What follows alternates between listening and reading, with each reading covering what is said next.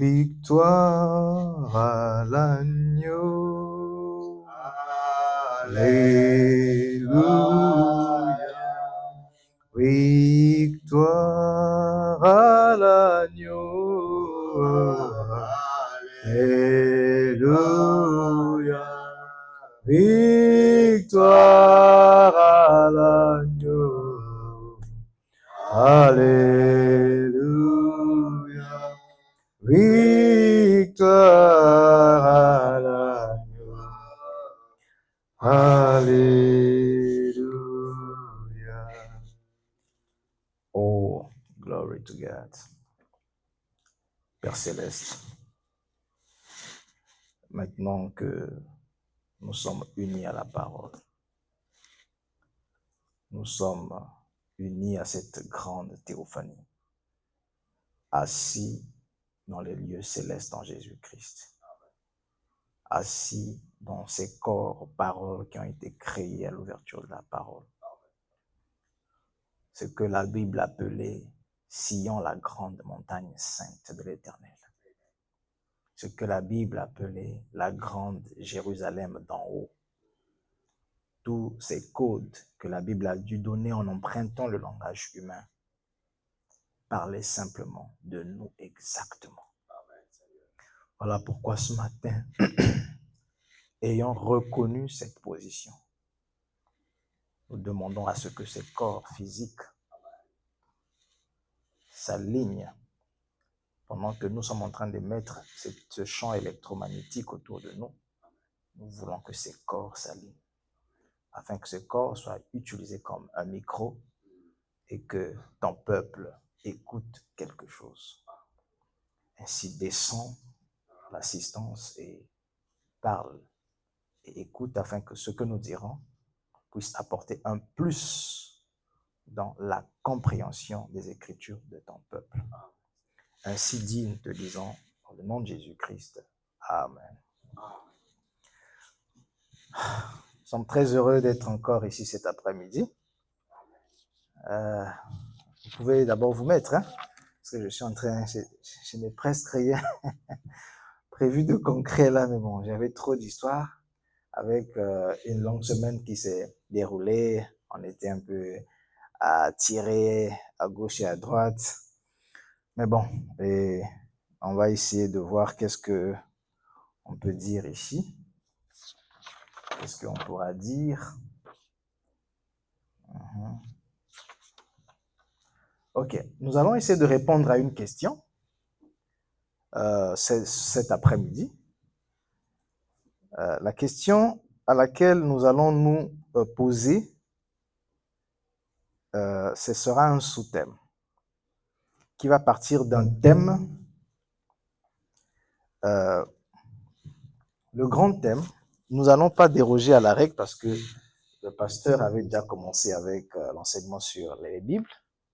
Nous sommes repartis seulement dans ces enseignements-là sur la Bible et les trois grandes Bibles qui existent. Nous avons voulu creuser un peu pour voir quel enseignement on pouvait en tirer de ce grand enseignement sur la Bible. Nous avons gardé les mêmes écrits, donc l'étude de Job. Et là, nous avons trouvé quelque chose qui va essayer de nous aider ce matin. Donc, le thème que nous allons aborder ce matin, c'est l'agneau Voilà pourquoi quand le pasteur a chanté ça, j'ai dit, oh ben, il a touché ce que nous avons essayé de l'agneau dans sa dimension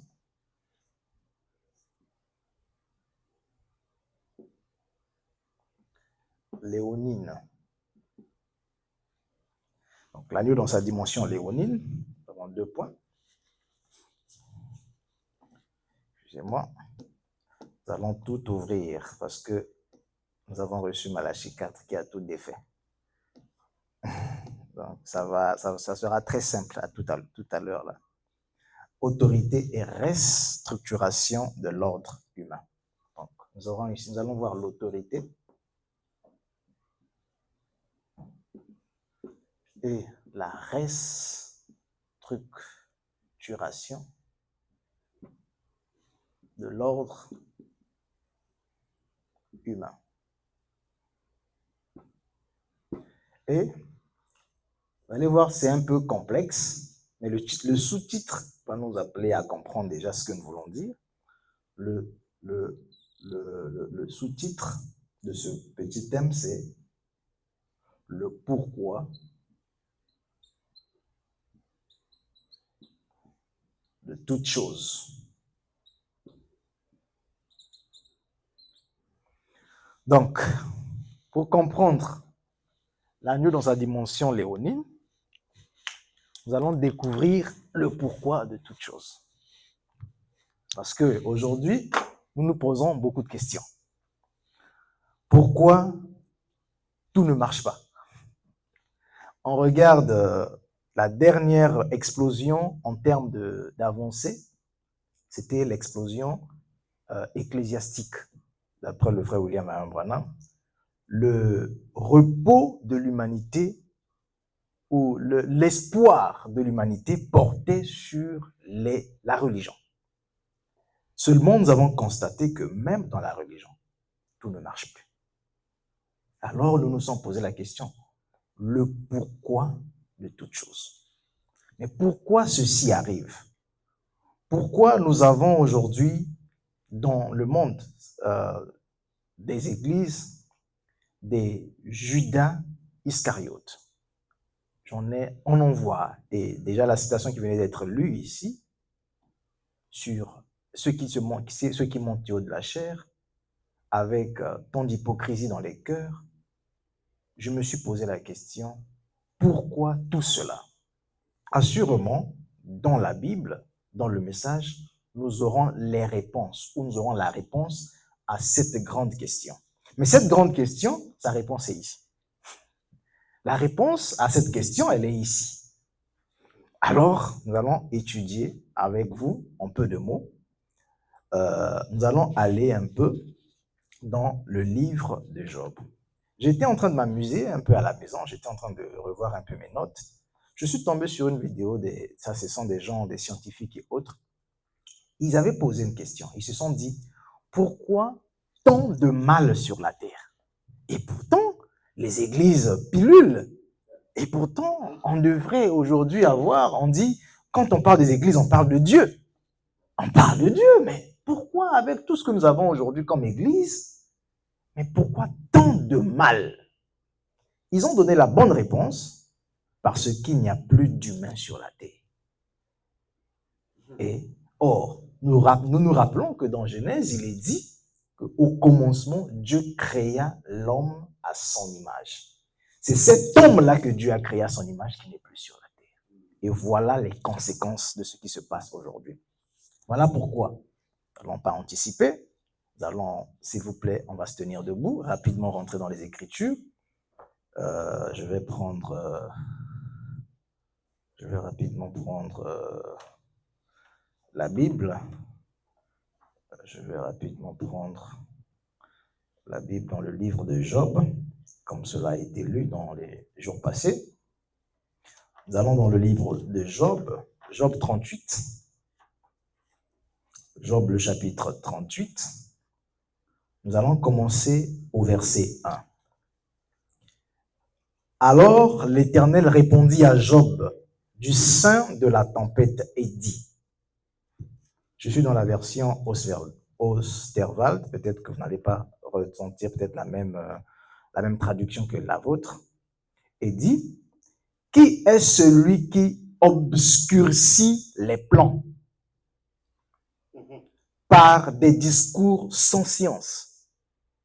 Dieu demande à Job, qui est en train de obscurcir ses plans par des discours sans science, ça veut dire sans sagesse, sans connaissance. Donc, ça veut dire que Job doit normalement connaître pourquoi tout ne marche pas. Dieu lui pose la question, mais qui obscurcit ses plans par des discours sans aucune sagesse? La réponse est là. Saint donc terrain, comme un vaillant homme, je t'interrogerai et tu m'instruiras. Ou, voilà, et tu m'instruiras. Je vais directement, parce que je ne vais pas tout lire, je vais à 31. 31, il dit, peux-tu resserrer les liens des Pléiades ou détacher? Nous avons ici resserrer les liens des Pléiades ou détacher, vous regardez ça, on va tout ouvrir, ou détacher les chaînes de l'Orient. Nous avons les chaînes, nous avons l'Orient. Au 32, il est dit, fais-tu sortir en leur temps les signes du zodiaque? Nous avons les signes, nous avons les zodiaques. Et conduis-tu la grande ours et ses petits? Nous avons l'ours et ses petits. Et au verset 33, là nous allons nous arrêter, il dit, connais-tu les lois du ciel ou disposes-tu son pouvoir sur la terre? Vous pouvez vous asseoir. Dès l'entrée de jeu, l'ouverture du chapitre 38, Dieu est en confrontation avec Job parce qu'il y a un malheur sur la terre. Il y a ça ne va pas sur la terre. Les choses ne marchent pas. Job est en train de se poser la question de savoir le pourquoi de toutes choses. Pourquoi ceci? Pourquoi ceci? Pourquoi ceci arrive? Pourquoi? Alors Dieu descend dans un tourbillon pour lui dire, mais qui est en train d'obscurcir mes desseins? Quelle est cette personne qui est en manque de connaissance, manque de sagesse? Alors assieds-toi, je te poserai des questions et tu vas m'instruire. Alors, vers le verset 33, il lui dit, par conséquent, connais-tu les lois du ciel et règles-tu leur pouvoir sur la terre? Alors, nous allons d'abord faire un petit voyage historique de savoir qui était Job. Job, vous allez voir dans le livre de Job, au chapitre 1, il était du pays de Uz.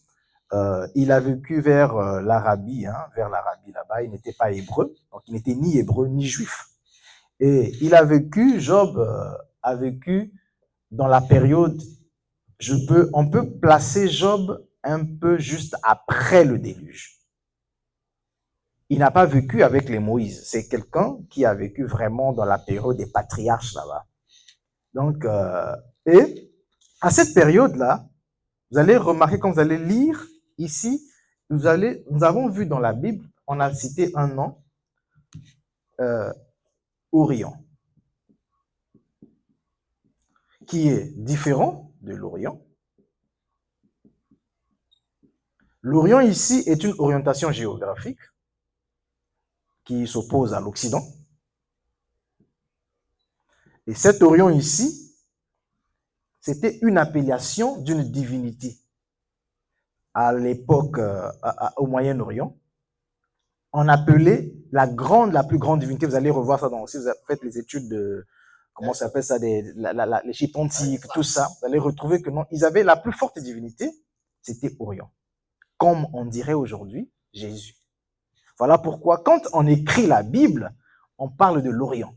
L'Orient, ce n'est pas cet Orient ici qui est une direction géographique. C'est plutôt un nom attribué à la plus grande, la plus forte divinité à cette époque-là. Alors,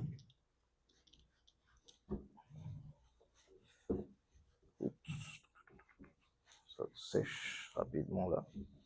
Nous allons faire avec. Alors, nous allons avancer. Ici, il est en train de dire à Job, il parle de nouer les Pléiades. Nouer, c'est déjà maintenir quelque chose comme en forme de chaîne. Nous allons les voir. Déjà, nous allons dire, vous voyez, nouer dans le livre d'Apocalypse. Nous avons les 7 sceaux. les 7 sceaux, qui étaient les secrets.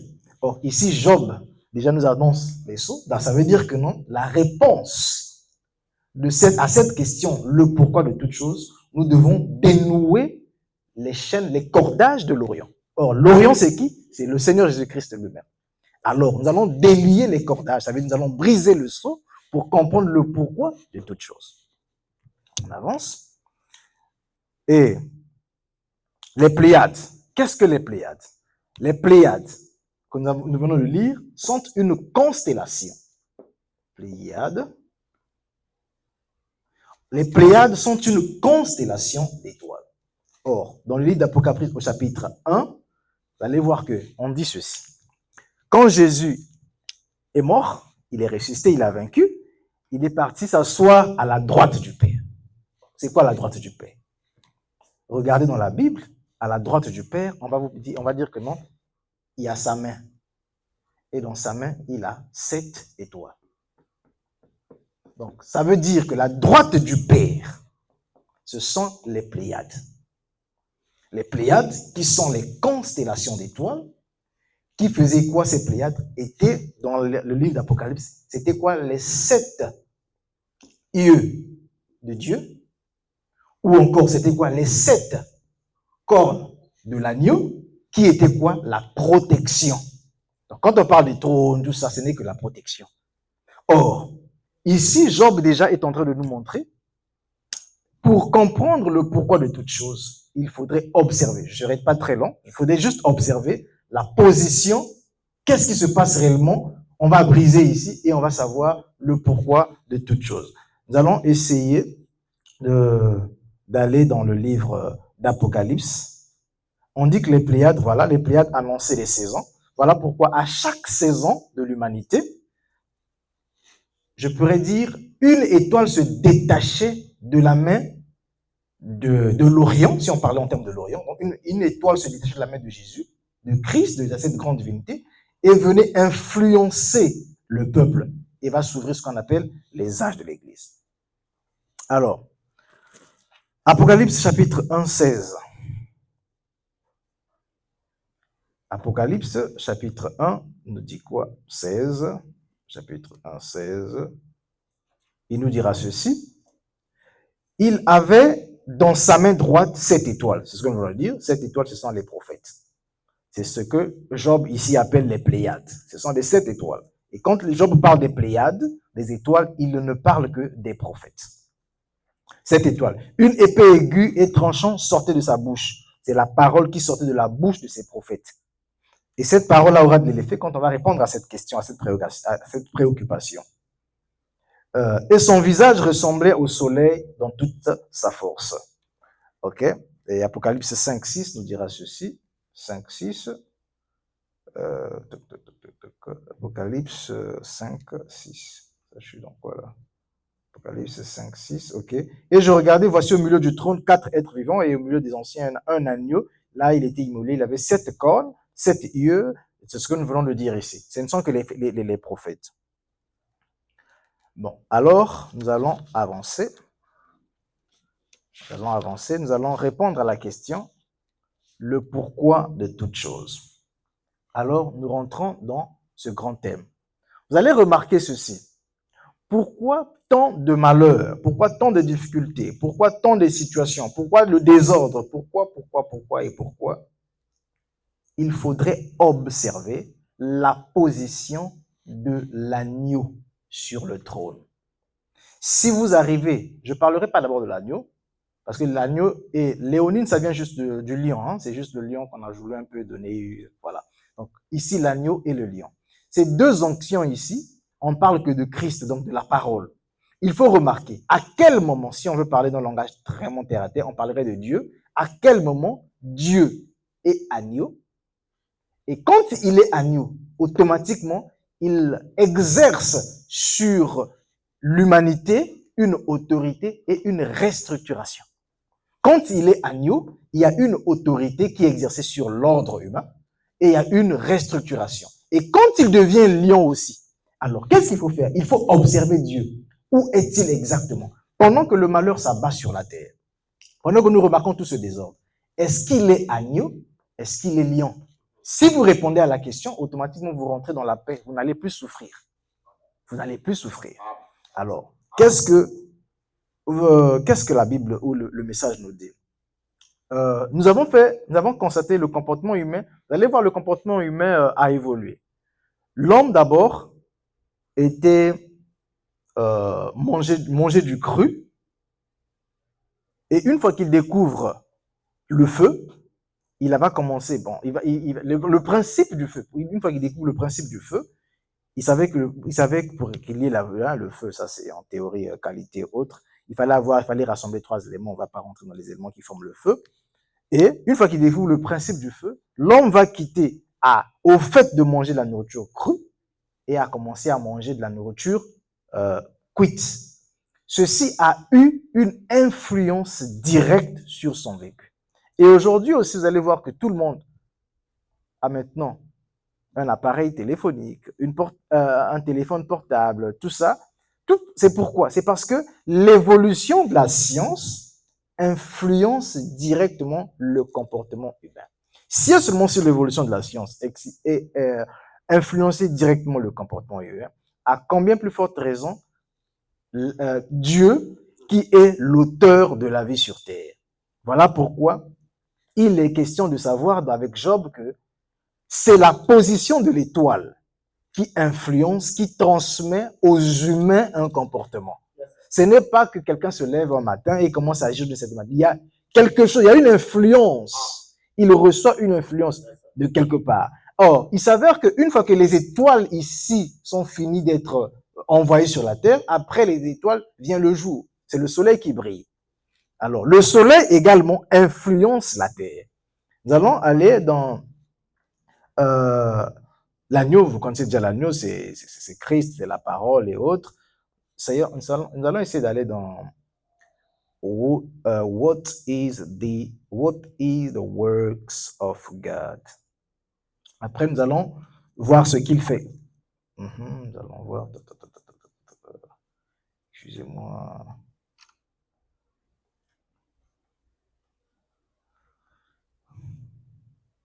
Oups.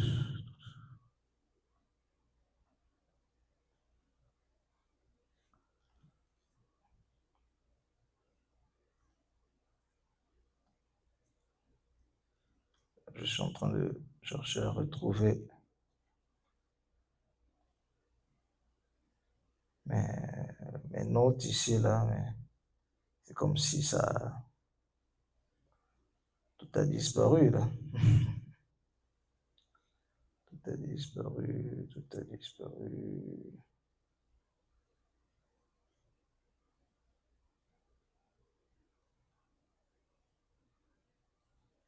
Non, c'est pas ça. Excusez-moi, je cherche rapidement les notes que j'ai notées ici. Ok, nous sommes là. Ok, what is the works of God? Quel est le travail, hein, les travaux de Dieu? Je ne sais pas si c'est la bonne traduction. Au paragraphe 120 et 121, il est dit ceci. Les Samaritains, aussitôt qu'ils ont reçu leur signe, ils sont sortis et l'ont écouté et l'ont cru. Les années sont passées, l'Église des gentils a existé et elle a vécu des millions, des thousand years. Nous avons eu 100 000, 2000 ans, voilà. Nous avons eu 2000 ans alloués à l'Église et le réveil ainsi de suite. Cela a été wonderful, c'était parfait. 40 years ago, 40 ans il y a dans le passé, quand Madame Peterson et les saints qui croyaient en ce jour-là, when the Holy Ghost, quand le Saint-Esprit était déversé sur l'Église, et les grands dons ont commencé à être restaurés, comme le parler en langue, l'interprétation, la guérison divine. Et les anges chantaient dans le temple, et ainsi de suite. C'était glorieux. Mais, but where at that time it's not. Mais où est passé ce temps, about 15 years later? Où sont passés ces temps-là? Le frère Branham est en train de montrer ici que il y a longtemps, quand l'Esprit est descendu, c'était l'Église était en train d'exprimer de la pureté. Vraiment de la pureté. On pouvait voir l'Esprit se déverser dans l'Église, mais il se pose la question, mais qu'est-ce qui s'est passé aujourd'hui? Qu'est-ce qui se passe réellement? Et pourtant, on pouvait voir, il dit ici, and the angels singing, les anges pouvaient chanter dans le temple. Les anges ici qui chantaient, ce n'étaient pas des anges avec les ailes, c'était des humains qui pouvaient composer des chants qui touchaient l'âme. C'est pas les chants que nous voyons aujourd'hui. Bon, je ne veux pas citer les chants parce qu'on ne veut pas toucher les individus, parce que chacun a son propre service. Les chants que nous écoutons, que ce soit dans le message ou à l'extérieur, c'est vraiment, ce ne sont plus des chansons. Mais où sont passés ces anges-là qui pouvaient composer dans le temple et que les âmes soient transformées? La question que le frère Branham se pose. On va aller questions et réponses. Je pense la question 306 et la réponse au paragraphe 173. OK. Paragraphe 173. OK. Question 1 sur partie 2. OK, la question est où là déjà? Question. OK, la question est là. Après que l'Église est est-elle partie dans l'enlèvement, les vierges folles seront-elles sauvées ou seront perdues? Le frère Branham répond non. Voyez, tout sera terminé. Or, vous avez vu, dès l'entrée de jeu, j'avais lu quelque chose de mes recherches scientifiques où les gens ont dit pourquoi tout ce mal?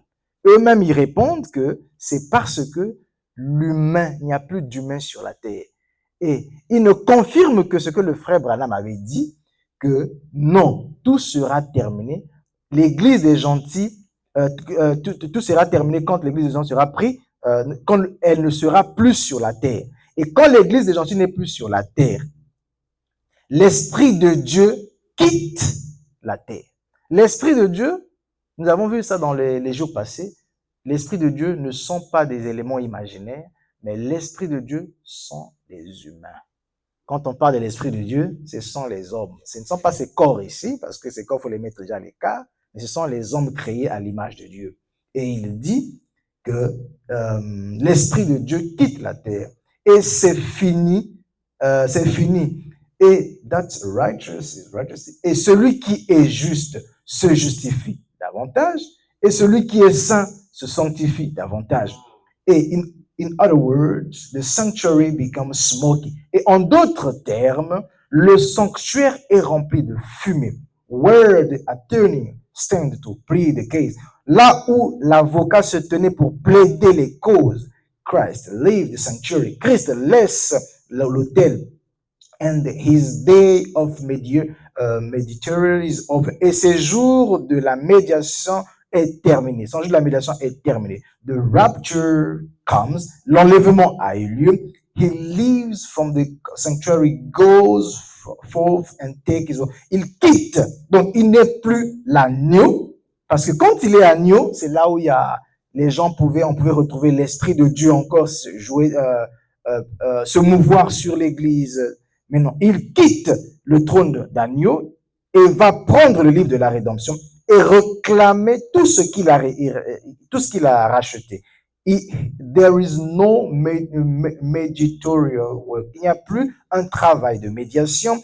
How many understand that? Combien le comprennent? I've got it, and one of these. Je l'ai dit là dans l'un des sceaux, or one of those, yeah, the seal. I believe it was that Christ come from great and mediatorial work. Okay. Je crois que quand Christ vient, là il parle de la nuée, l'œuvre de la médiation est terminée. Et quand Élie arrive, Élie, vous connaissez Élie, je parlerai d'abord d'Élie de Jean-Baptiste. Or, Élie, quand il vient, vous allez voir ceux qui ont étudié un peu les histoires antiques, vous allez remarquer que non, Élie a comment est-ce que je pourrais dire ça, a inspiré la science et ils ont créé un personnage qu'on appelait Janus. Je ne sais pas si vous avez lu. Janus, c'est de Janus que sort Janvier. Or, Janus, ici, avait été représenté comme le Dieu qui mettait fin au passé et qui ouvrait, voilà pourquoi dans sa main, il avait la clé pour fermer l'année passée. Voilà pourquoi on appelle ça janvier. On ferme l'année passée et il ouvre la nouvelle année. Il donne naissance à janvier. Or, Janus, ici, ils sont partis de l'interprétation du caractère d'Élie Jean-Baptiste. Jean-Baptiste qui vient, il avait une clé à la main pour fermer l'Ancien Testament et ouvrir le Nouveau Testament. Et il avait un marteau dans l'autre main, dans la main gauche, pour faire quoi? Pour s'aimer la confusion. Voilà pourquoi quand Jean-Baptiste arrive sur la terre, il dit, voici le Messie que vous avez attendu, et aller à sa rencontre. Il dit, voici l'agneau de Dieu qui ôte les péchés du monde. Et quand le temps avance, il dit encore, allez lui poser la question, est-ce que c'est lui que nous devrions attendre? Or, que c'est ça Élie. Et aujourd'hui, nous avons eu le même ministère. Quand Élie est arrivé, Élie ferme le Nouveau Testament. Élie doit fermer le Nouveau Testament. Or, on ne peut fermer le Nouveau Testament que si l'enlèvement a lieu. Donc, Élie, il vient, il doit fermer. Et quand il ferme le Nouveau Testament, ça veut dire qu'il finit avec l'âge de l'agneau. Or, l'agneau ici, ce n'est que Jésus-Christ dans ses prophètes. C'est là où il y a l'intercession. C'est là où il y a le rachat. C'est là où tout se passe. Mais quand Élie ferme le Nouveau Testament et il ouvre un autre âge, il devient qui? Il devient lion. Qu'est-ce qui se passe? Je suis en train de voir l'heure. Je pense qu'on va bientôt chuter parce que ça deviendra très long. Ça deviendra très long. Nous allons, Élie vient mettre fin, voilà, nous allons rapidement voir les conséquences de qu'est-ce qu'il devient, qu'est-ce qui se passe sur la terre quand il devient lion. La première des choses, quand il devient lion, c'est quoi? C'est qu'il doit briser les royaumes. Et le dernier royaume, je l'ai toujours dit, c'est la religion. Voilà pourquoi tous les systèmes religieux sont tombés. Les églises sont KO. Le seul espoir de l'humanité, c'était ce système religieux. Mais le système religieux est tombé. Et c'est cette pierre qui s'est détachée de la montagne, sans le secours d'aucune main, qui a frappé les 4 royaumes. Et ça l'a frappé où? Au pied, pendant le règne de l'argile et du fer, donc des États-Unis et de la Russie. Et pendant le vivant même de William Marion Branham, parce que c'était lui la pierre. C'était ce ministère-là qui devait maintenant donner naissance à d'autres ministères. Et ces ministères-là, c'est ce qu'on appellerait au temps de Noé le déluge. Le déluge vient faire quoi? C'est pour anéantir la terre. Et nous allons voir qu'est-ce qui se passe avec Moïse quand il devient lion. Allons dans le livre. Je ne veux pas lire, je vais rapidement citer, parce que si je lis, ça va déjà prendre beaucoup de temps. Nous allons aller directement. Qu'est-ce qui s'est passé réellement? Parce que moi, je me suis toujours dit, il faut savoir que le problème n'est pas les humains. Le problème, c'est est-ce que c'est toi qui règles leur pouvoir sur la terre? Il faut voir le pouvoir. Alors, vous allez lire, je vous donne les références, vous allez lire Exode chapitre 7, 14 à 25. Là, on va parler de la première plaie qui a frappé l'Égypte, qui était quoi? L'eau changée en sang. Donc, quand il quitte, je ne parle pas ici des jugements temporaires qui visitent la terre après qu'un seau est brisé. Ici, je parle du jugement, le vrai jugement qui est exercé par le ministère du déluge. Donc, quand il quitte l'agneau, il devient lion. Cela restructure l'ordre humain. Ça donne un comportement aux humains. La première chose qui est touchée, c'est l'eau qui change en sang. Or, qu'est-ce que l'eau? L'eau du Nil de l'Égypte, c'est quoi? C'est la civilisation. Voilà pourquoi, dehors, quand vous sortez, la civilisation est à terre. Pourquoi la civilisation est à terre? C'est parce que Dieu que nous adorons est devenu lion. Il n'est plus agneau. C'est fini. Donc, que vous fassiez tout ce que vous voulez, la civilisation ne va plus avancer. Ça, c'est l'eau qui est changée en sang. Et la civilisation. Or, quand on parle de la civilisation, vous voyez les humains. Et alors, nous avons quoi? Après, dans Genèse 18, de Genèse 8, 1 à 15, nous avons les grenouilles. Nous avons la deuxième plaie qui sont les grenouilles. Or, les grenouilles ici, c'est quoi? Ce sont quoi? Ce sont les systèmes qui sont mis à terre et arrivent à leur faux. Les grenouilles, la caractéristique de la grenouille, c'est quoi? Il regarde toujours en arrière. Vous allez retrouver ça dans le système religieux. Au lieu d'avancer, parce que Malachie 4 a fermé le Nouveau Testament, mais ils vont regarder à la croix. Je ne veux pas lire les citations où le frère Branham dirait même que non, le ministère de la croix ne sauve pas. Donc, aujourd'hui, les faux ouins qui sont sur la chair vont commencer à ramener les gens. Voilà pourquoi vous commencez le combat qui se passe dans le message. Il y a certains qui disent, je sais pas, Branham seul, hein, et d'autres disent Jésus, je sais pas quoi là. Certains disent non, d'accord, moi je veux plus de Branham, je veux Jésus. Tout ça, c'est l'esprit de grenouille. Vous comprenez seulement, oui, il n'est plus agneau, c'est fini pour l'humanité, il est lion. Voilà les conséquences. Vous partez avec les poux ou les moustiques. Or, la poussière qui devient des insectes, la poussière représente quoi? L'homme charnel. Or, remarquez, quand Dieu a maudit le serpent dans le jardin d'Éden, il lui a dit, quand tu n'auras pas à manger, tu vas te nourrir quoi? De la poussière. Or, qu'est-ce que la poussière? Vous allez remarquer que les gens aujourd'hui, pour confirmer que Dieu est avec eux, ils doivent parler de quoi? Des campagnes d'évangélisation, où il y a des guérisons de malades. C'est la malédiction de la jeunesse.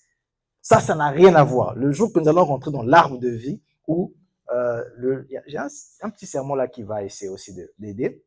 Vous allez comprendre là où les gens disent la mécanique, la dynamique. Qu'est-ce que la mécanique? Qu'est-ce que la dynamique? C'est pas ce que se passe le bruit là. On veut le Dieu de Branham. Sortons Dieu de l'histoire. Et quand on dit sortons Dieu de l'histoire, on nous amène vers quoi? La guérison divine. Or que c'est faux. Si tu es poussière, tu ne retourneras là. Ça veut dire que c'est les œuvres de la chair seulement. Ce n'est pas les œuvres de l'esprit. Et encore, je suis vraiment en train d'aller très vite parce que l'heure est suffisamment avancée. Et alors, nous passons aux mouches. Les mouches sont liées à quoi? À la putréfaction, à la corruption. C'est quoi? À la chose morte. Ici, l'atmosphère devient souillée, donc le ciel ne produit plus de lumière. L'atmosphère est souillée. Vous allez remarquer que dans toutes les tables sont remplies de vomissements. Voilà pourquoi quand on parle des mouches, on va dire de la pourriture. Il n'y a plus rien partout. Je suis vraiment en train d'aller très vite parce que l'heure est, on pourra encore rentrer détail sur détail. Et on a la mort du bétail. Or, la mort du bétail, c'est quoi ici? Le bétail représente la richesse.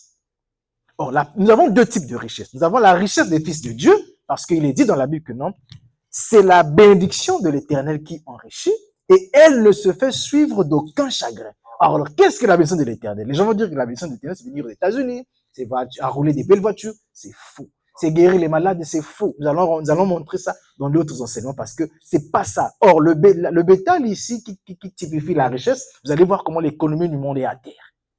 On essaie de faire des rafistolages pour essayer de s'en sortir. C'est à terre. Pourquoi? L'agneau. Oh Job, qui es-tu, homme sans intelligence? Pourquoi? Parce qu'il n'est plus agneau. Il est maintenant qui? Il est lion. Du coup, il n'y a que le jugement sur la terre. Alors, on continue. Les ulcères. Ici, il a fallu que les blessures, les déceptions et la sueur qui remplissent les tables.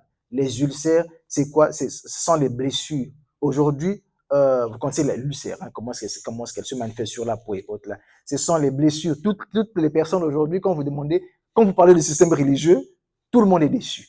On est déçu des églises, on est déçu de la politique, on est déçu de tout. Pourquoi? L'ulcère a rempli. On va creuser plus prochainement.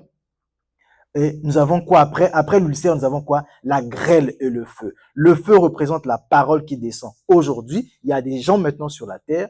Je parlerai pas des gens, je parlerai des corps qui sont alignés à leur théophanie, ça je le crois ici, et qui peuvent par la parole commencer à annihiler des âmes temporaires qui n'ont jamais été connues d'avance. On continue, nous avons les ténèbres. Les ténèbres ici représentent l'aveuglement spirituel. Tout le monde n'a plus de connaissances. C'est maintenant du tâtonnement, on ne sait plus où partir. Et nous avons la mort des premiers-nés. Or, qu'est-ce qu'un premier-né? Nous avons ici Qu'est-ce qu'un premier-né qui meurt? Nous avons des âmes qui n'ont pas pu quitter le système quoi? Le système corps et partir dans l'enlèvement. Automatiquement, ils restent coincés dans la mort. C'est ce qu'on appellerait quelque part l'enfer. Je ne vais pas continuer parce qu'il y en a trop. On va peut-être développer chaque point plus tard. Merci beaucoup. Que Dieu vous bénisse.